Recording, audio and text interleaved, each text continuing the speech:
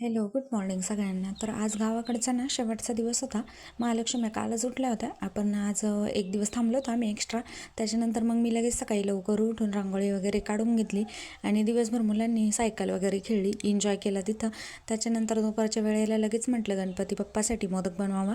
आपण इथं तर एकदा बनवू बाप्पासाठी मोदक. तिकडे मी गावाकडेच बसवतो आम्ही गणपती, तिकडे मी काही बसवत नाही आणि आम्ही इकडेच येतो मग गणपतीसाठी, महालक्ष्म्यांसाठी.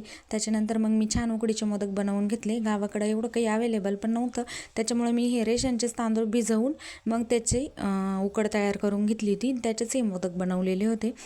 चला, तुम्ही काय बनवलं होतं गणपती बाप्पासाठी नक्की सांगा मला कमेंट करून. आणि तुम्हाला ह्या उकडीच्या मोदकची रेसिपी हवी असेल ना, ते सुद्धा सांगा.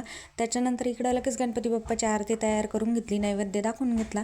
आणि रात्रीच्या जेवणामध्ये आम्ही बनवलं होतं डाळबट्टी आणि मोदक. अशा प्रकारे आम्ही जेवण केलं, कारण दुसऱ्या दिवशी आम्हाला सकाळी लवकरच निघायचं होतं.